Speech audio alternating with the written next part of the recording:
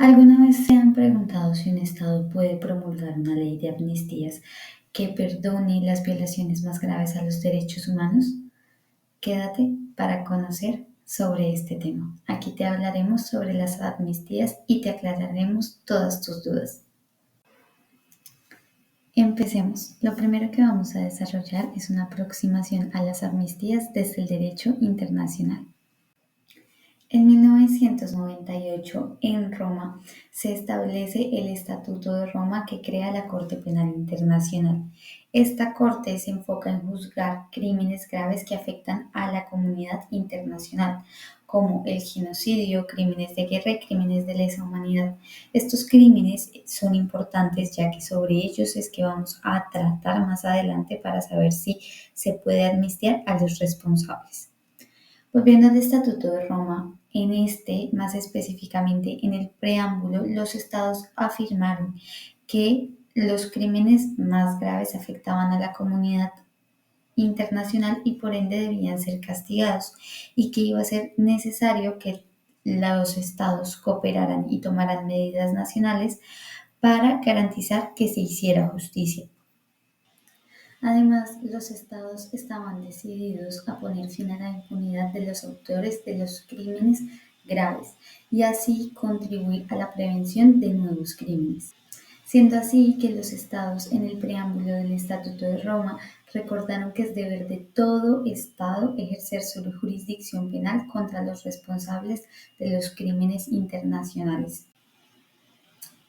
Es importante conocer lo que nos dice el preámbulo del Estatuto de Roma porque este contempla el deber que tienen los estados para ejercer su jurisdicción penal en contra de responsables de crímenes internacionales y atiende que los estados deben investigar y sancionar a estos responsables. Sin embargo, leyes como las de amnistía evitan que esa responsabilidad penal y que esa investigación se lleve a cabo. Entonces, no es un tema totalmente zanjado porque no hay una norma convencional que prohíba de manera expresa la tipificación de amnistías dentro del país. Por ende, este debate se ha trasladado a la doctrina y la jurisprudencia. Y aquí, en estos estadios, se cuestiona si las medidas que impiden el cumplimiento de la obligación que tienen los estados debería considerarse contraria al derecho internacional. Esto es importante ya que durante dictaduras o conflictos armados se cometen graves violaciones a los derechos humanos que impactan de manera fuerte a la comunidad internacional. Pero la historia ha mostrado que los estados lo que suelen hacer es amnistiar a los responsables, generando un cierto grado de impunidad, en algunas ocasiones más fuertes que otros. Y el derecho internacional entonces ha buscado avanzar creando mecanismos para evitar la impunidad, como el deber que tienen los estados de investigar y sancionar. Pero en muchas ocasiones, pues como se decide igual crear amnistías en busca de una colaboración de los responsables, esto genera impunidad y puede caer en la pregunta de si se está violando el derecho internacional. Adicionalmente, que la Corte Penal Internacional puede actuar cuando considere que crímenes que tienen y que están dentro de su competencia no fueron investigados ni sancionados dentro de la jurisdicción interna. Pero antes de continuar, es necesario cuestionarnos sobre qué es una amnistía. Estas son un acto de perdón o olvido otorgado por una autoridad. Las amnistías consisten en borrar determinados delitos. Es entonces un mecanismo que extingue la acción penal y en ocasiones también la acción disciplinaria, administrativa y fiscal. Su objetivo como tal es proporcionar un perdón general por ciertas infracciones. Estas medidas se buscan dar normalmente por el legislador para promover la reconciliación en situaciones de conflicto. De la Corte Interamericana de Derechos Humanos tenemos varias sentencias que demuestran cómo ésta lee las amnistías. Sin embargo, una de las más importantes y de las primeras decisiones es el caso Barrios Altos versus Perú. En esta, la Corte dice que son inadmisibles las amnistías que impiden investigar, sancionar a los responsables de violaciones graves a los derechos humanos, como lo son la tortura, ejecuciones extrajudiciales, desapariciones forzadas. Aquí la Corte enfatiza que en la Convención Americana se dice que se debe garantizar la protección judicial y el acceso a un recurso eficaz y sencillo para las víctimas. Las leyes de autoamnistía entonces violan estos artículos porque generan una indefensión que es perpetua, ya que no hay forma de hacer que estas personas respondan ante la justicia, entonces también perpetúan la impunidad, impidiendo identificar a los responsables, investigando, accediendo a la justicia y asimismo garantizando la verdad y la reparación para las víctimas. Como se dijo anteriormente, la Corte Interamericana de Derechos Humanos tiene una amplia línea jurisprudencial que sigue la de la sentencia de Altos Barrios versus Perú, que determina que las amnistías no son válidas porque violan la obligación de los estados de investigar y sancionar a los responsables de delitos graves. Algunas de las sentencias que se han construido en medio de esta línea jurisprudencial son las que vemos en pantalla. Las condenas en el sistema interamericano también se fueron trasladando a otros sistemas como el europeo. Es así como en el asunto Margus contra Croacia, el Tribunal Europeo de Derechos Humanos dice que son inaceptables las amnistías cuando es ante violaciones de derechos humanos que sean graves, como es el asesinato intencionado de civiles, porque estas amnistías no son compatibles con las obligaciones que tienen los estados de enjuiciar y condenar estos actos. Además, el derecho a no ser juzgado dos veces se ve afectado, ya que cuando alguien se beneficia por una amnistía en los delitos de la legislación penal ordinaria y luego en otro proceso es declarado culpable de crímenes de guerra y está basado los dos procesos en los mismos hechos, el derecho a no ser juzgado dos veces no aplica. En el ámbito de Naciones Unidas también se han defendido de manera constante que las amnistías para crímenes internacionales están prohibidas. Entonces, informes como los que ven en pantalla dice que los presuntos autores y responsables de estas violaciones deben tener esa responsabilidad individual y los estados no se la pueden quitar mediante amnistías. Además, las amnistías para genocidio, crímenes de guerra y lesa humanidad deben garantizar que no se impida juicios ante tribunales de la ONU.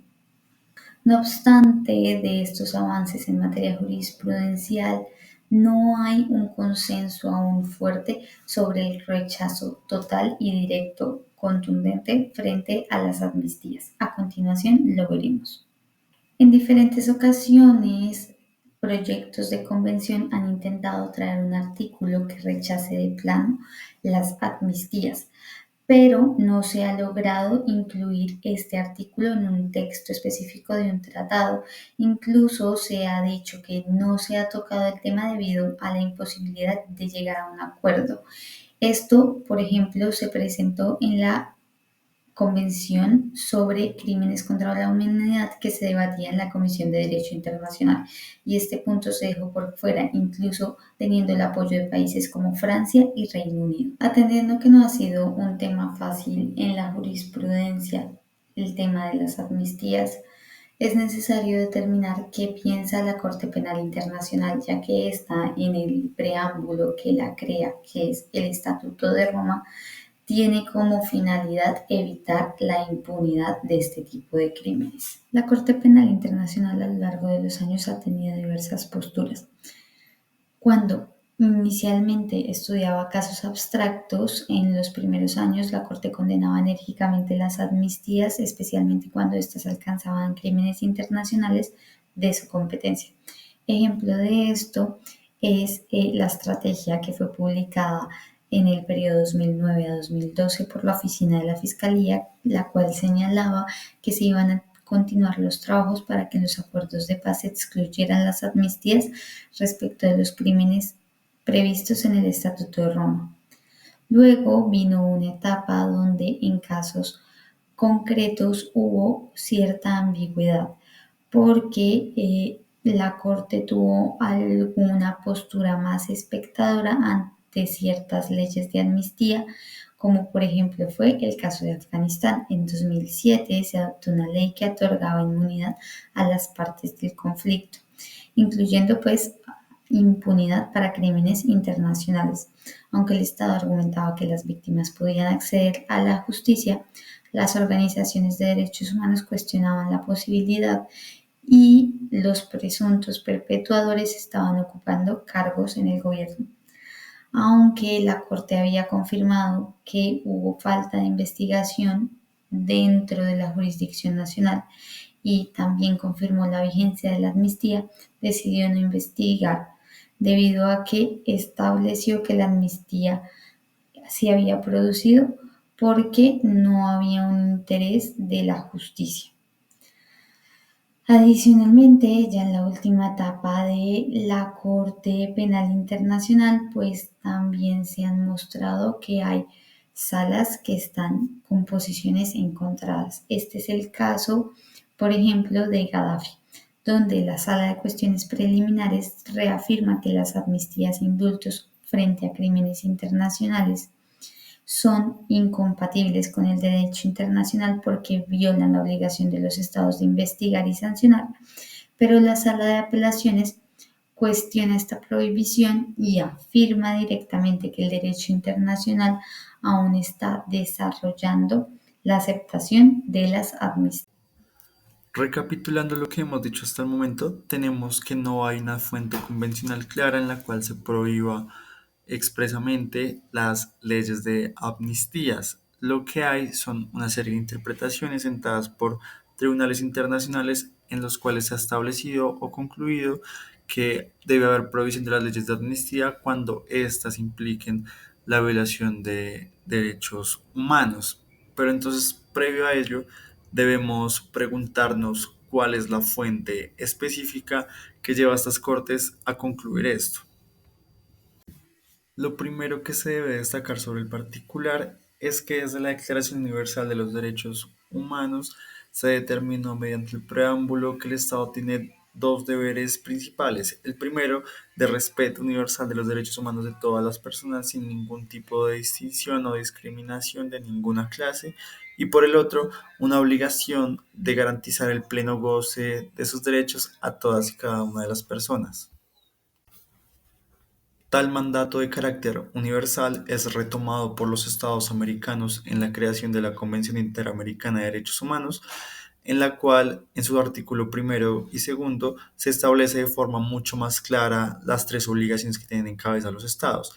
La primera, que atiende a la obligación de respetar los derechos humanos en el sentido de que el Estado debe abstenerse de vulnerar los derechos humanos de las personas. La segunda obligación, en lo que respecta al deber de garantía, en el sentido de garantizar un pleno goce de los derechos humanos de todas las personas, y la cual va a ser profundizada a continuación. Y por último, la obligación de tomar medidas de derecho interno a fin de respetar y garantizar los derechos humanos de todas las personas. Ahora permítanme aclarar por qué he sido tan reiterativo en tales disposiciones. Es que resulta que los estados parte de cada una de las convenciones, dependiendo si es la universal o si son las convenciones regionales sobre derechos humanos, aceptaron en ejercicio de su soberanía ciertas obligaciones de respeto, garantía y de toma de medidas de derecho interno a fin de garantizar el pleno goce de todos los derechos a las personas sin ningún tipo de discriminación. Al respecto, es necesario que profundicemos más a fondo en la obligación de garantía, dado que esta incluye las obligaciones de prevención, investigación, sanción y reparación de todas las víctimas, de, incluidos las graves violaciones a derechos humanos. Y esto es muy importante porque precisamente la amnistía implica un olvido frente a la comisión de delitos. Entonces, ¿en qué consiste la obligación de garantía? Lo primero que hay que destacar es que tiene una doble dimensión. Por un lado, es una conducta gubernamental que garantiza el libre y pleno ejercicio de los derechos humanos a todas las personas, pero también, por el otro lado, es una obligación que lleva a los estados a que tomen las medidas necesarias para eliminar los obstáculos que hayan en los ordenamientos jurídicos internos que garantice de este modo que los individuos puedan disfrutar de todos los derechos humanos reconocidos convencionalmente. Bueno, como ya se mencionó, la obligación de garantía compone cuatro subobligaciones que la componen. La primera de estas es la obligación de prevención y esto implica tomar las medidas jurídicas, políticas, administrativas y culturales para promover la salvaguarda de los derechos humanos. Pero es que también dentro de la obligación de prevención se encuentra la obligación del Estado de garantizar que los eventuales violaciones a los mismos derechos humanos sean efectivamente considerados y tratados como hechos ilícitos a fin de garantizar que en el futuro se puede llegar a investigar y sancionar este tipo de conductas violatorias de los derechos humanos. La segunda de estas obligaciones es la obligación de investigar, que implica que toda situación en la que se hayan violado los derechos humanos protegidos por las convenciones previamente planteadas deben ser investigados y esta obligación debe ser asumida por parte de los estados con mucha seriedad y no como una simple formalidad, porque pues si bien es una obligación de medio en la cual pues no se puede como encontrar la responsabilidad de los estados ante pues, investigaciones que resulten infructuosas, el Estado sí debe demostrar sus mejores esfuerzos para determinar la verdad y la sanción de los responsables de violaciones a derechos humanos. El tercer elemento de la obligación de garantía es la sanción.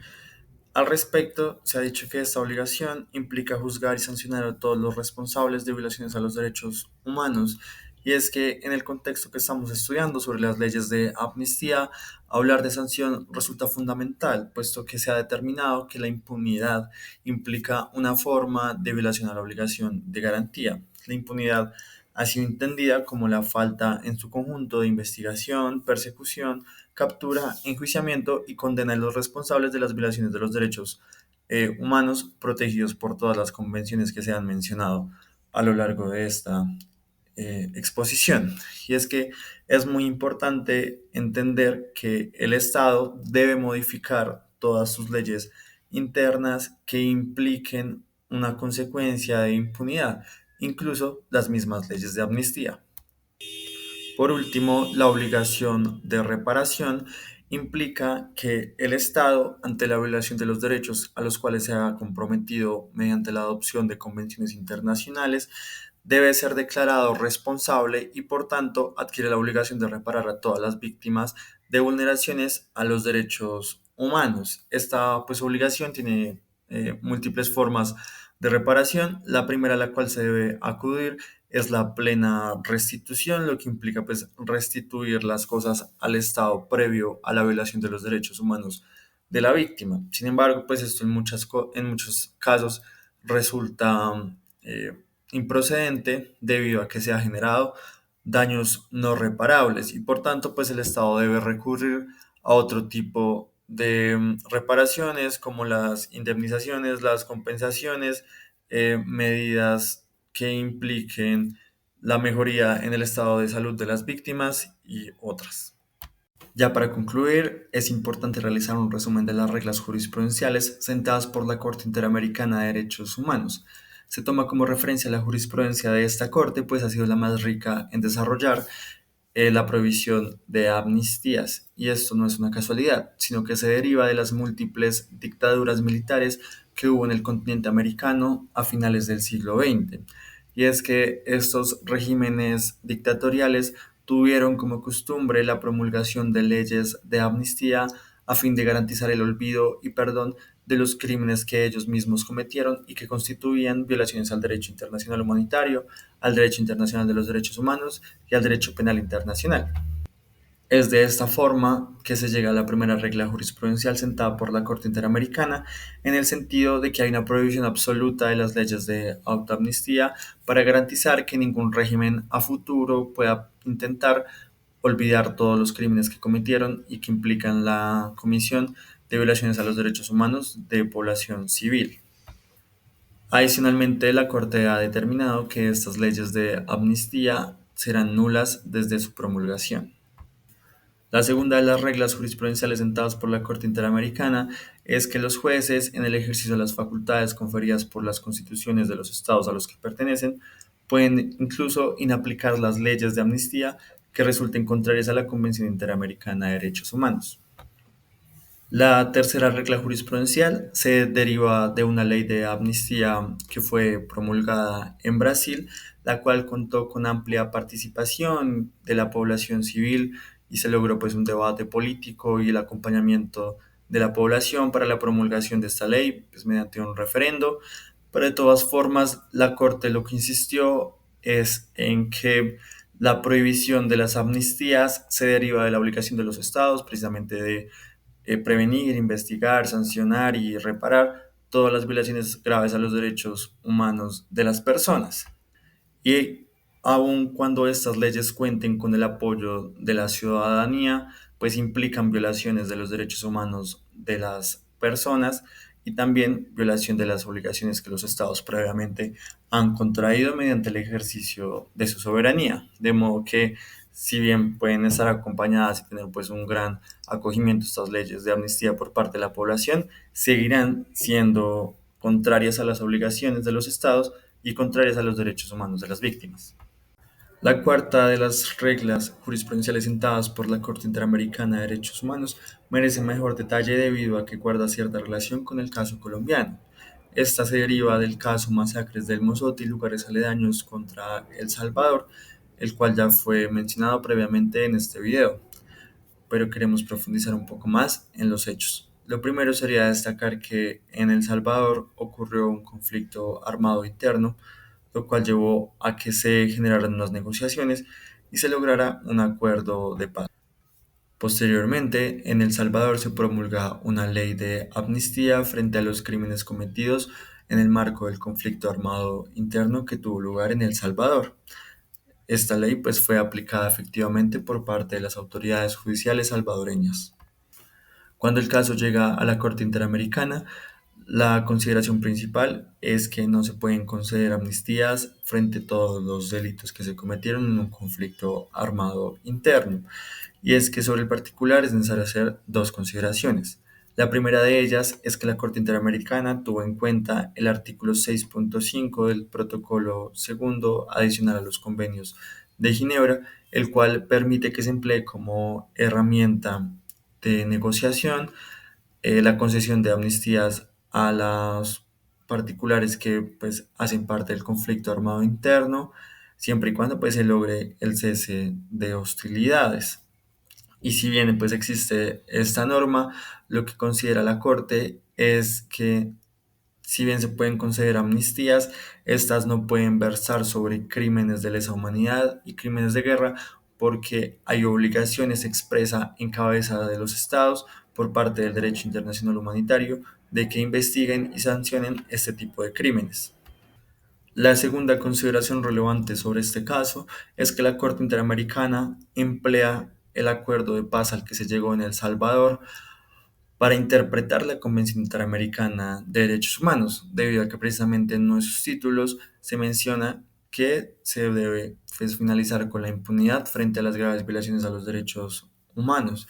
Y esto pues resulta muy importante para entender la obligación del Estado salvadoreño frente a la investigación, sanción y pues reparación de todas las víctimas que sufrieron graves violaciones a sus derechos humanos en el marco de este conflicto armado interno y pues en relación también con las obligaciones del Estado en lo que respecta pues, al derecho internacional humanitario y al derecho penal internacional. Así las cosas, vamos a profundizar un poco más sobre el caso de esta pues, provisión de amnistía en el caso colombiano y muy enfocado en el acuerdo de paz al cual se pudo llegar con la guerrilla de las FARC en el año 2016. El acuerdo final para la terminación del conflicto y la construcción de una paz estable y duradera, firmado el 24 de noviembre del 2016 entre el gobierno colombiano y las FARC, ha tomado como referencia el artículo 6 del Protocolo Adicional 2 a los Convenios de Ginebra.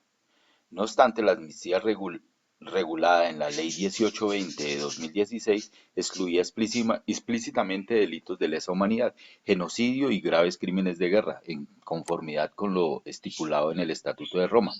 La ley de amnistía aprobada en el marco del acuerdo regula las amnistías e indultos por delitos políticos y conexos, y también establece un tratamiento penal especial diferenciado para los agentes del Estado implicados en conductas punibles relacionados con el conflicto armado.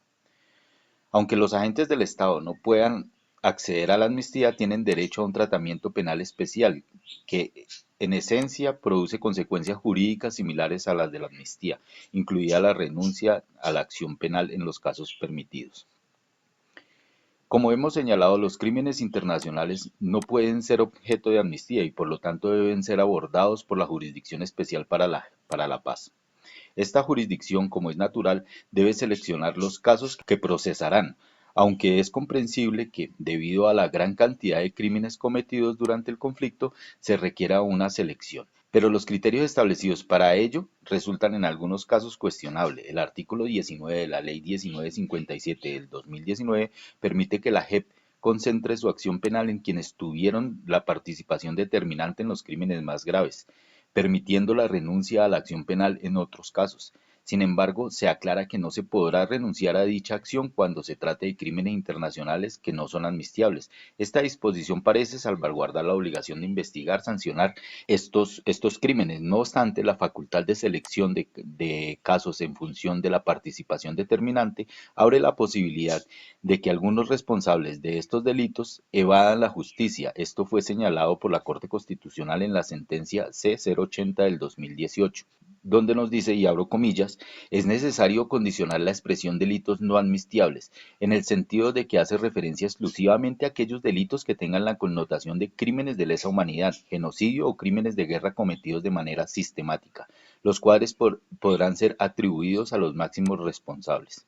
Si bien parece garantizar que los crímenes internacionales sean investigados, el hecho de que la JEP seleccione los casos según la participación determinante genera la posibilidad de que se renuncie a la acción penal en algunos casos de crímenes no amnistiables. Esta incongruencia fue reconocida en el escrito de Amicus Curiae de la fiscal de la Corte Penal Internacional sobre la Jurisdicción Especial para la Paz ante la Corte Constitucional de la República de Colombia, donde dice que, y abro comillas, la exclusión de crímenes del Estatuto de Roma como los crímenes de lesa humanidad y del genocidio, de las amnistías, indultos y del beneficio especial de renuncia a la persecución penal es un aspecto importante en el marco jurídico que regula la JEP.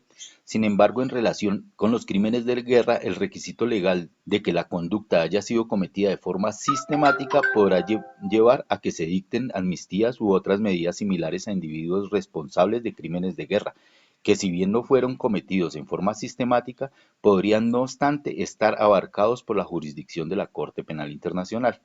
Y resulta llamativo que tanto la Comisión Interamericana de Derechos Humanos como la Corte Constitucional y parte de la doctrina no hayan condenado con mayor dureza el alcance que tiene esta renuncia condicionada a la acción penal. El silencio de la Corte Penal Internacional en pronunciamientos posteriores sobre la renuncia a la acción penal en estos casos puede interpretarse como una tácita aceptación del modelo de justicia transicional colombiano. Esto nos lleva a una reflexión final, aunque en teoría las amnistías incluyen los crímenes internacionales, una revisión más detallada revela que mediante la renuncia condicionada a la acción penal, muchos responsables de crímenes internacionales pueden eludir la justicia. En este contexto, algunas medidas como la renuncia condicionada al ejercicio de la acción penal o la inclusión de requisitos específicos en las amnistías busca justificar jurídicamente estas acciones, pero el resultado es similar al de las amnistías tradicionales, impedir que algunos responsables de crímenes graves se enfrenten a la justicia penal. Esto es problemático desde el punto de vista del derecho internacional, que establece una clara obligación de investigar, juzgar y sancionar a quienes cometen estos crímenes. Es cierto que en los procesos de transición es inviable llevar a todos los responsables ante la justicia, lo que ha llevado a algunos a limitar esta obligación solo a los máximos responsables. Sin embargo, tal limitación es contraria al derecho internacional, que no permite que los estados ignoren su deber de investigar y enjuiciar a los responsables, independientemente de su nivel de responsabilidad. Este dilema plantea la necesidad de dar una respuesta jurídica y adecuada y evitar que se retroceda en la lucha contra la impunidad. A pesar de las dificultades, es crucial reflexionar sobre si la amnistía condicionada o las renuncias a la acción penal son realmente compatibles con las normas internacionales. De lo contrario, estas medidas seguirían siendo vistas como contrarias al derecho internacional.